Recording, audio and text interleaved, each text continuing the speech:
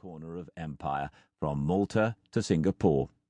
Once the censors were in position, instructions had told them to send a message to London reading, "Fixity London, fixed." The system was up.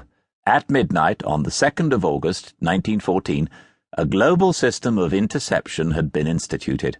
Known as censorship, its aim was to prevent intelligence being conveyed to the enemy and to cut off the enemy's correspondence with his agents. Britain was taking advantage of its control of much of the international telegraph infrastructure to create the first global communications surveillance system, from Cairo to Cape Town, from Gibraltar to Zanzibar. 50,000 messages would pass through the hands of 180 censors at UK offices alone every single day. Another 400 worked in 120 stations overseas. In all, 80 million messages would be subject to censorship during the war. Spy fever had gripped the country as war approached. This had been fueled by lurid tales from novelists and newspapers suggesting German agents were lurking undercover in every port and village, secretly conveying vital information back to the fatherland that might cost Britain victory. The fears led to the creation of MI5 to catch German spies at home and MI6 to make sure the favor was being returned. It was hoped that the censorship of telegraph cables would help catch those largely non-existent agents. And some men would meet their deaths, blindfolded and shot in the moat of the Tower of London, based on the letters and telegrams that were intercepted. The impetus of war and the fear of the unknown would lead to intelligence collection on an industrial scale. An army of vans pulled up outside Strand House in London and unloaded bags of international mail onto trolleys. Bulk intercept in the pre-computer age was low-tech and laborious. The building was damp, cold, poorly ventilated and cramped, declassified files record with some sadness, and a full-time nurse was on duty to limit the high sickness and absence rates. The task of reading other people's mail was so vast that it spilled out of Strand House and into even the new Science Museum in South Kensington. At its peak, 375,517 letters were censored in a single day.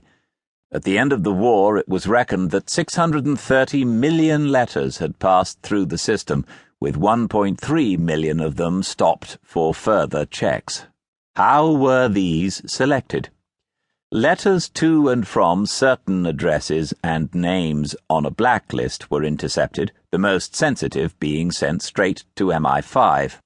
There was mission creep as the system expanded from looking for German agents to keeping track of anarchists, finding obscene literature, and even information on political matters from well-informed private individuals.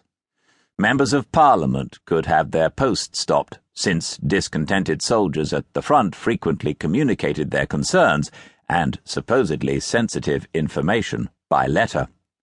This was all about international mail. There were trials of blanket interception of domestic letters as part of the pursuit of spy rings, but installing censors at every local post office would be too obvious and generate too much material to process. The technology did not yet exist to facilitate such an ambition. The latest piece of communications equipment, the telephone, added a new complication. Phoning Europe required permission from the cable censor's office. In naval towns like Sheerness, Devonport, and Harwich, all domestic calls were listened to and transcribed in the hunt for enemy agents. A single line in the official report summarizes the results. Nothing of any value was discovered. Intercepting mail with Germany was fair game, but what about neutral countries? In May 1915, a warrant was signed for the interception of all mail coming from or heading to America. A whole new office in Liverpool was opened to cope with the volume, and by the end of the war, America accounted for 10 times as much material as any other neutral country, and well over half the total. Britain was learning that reading someone's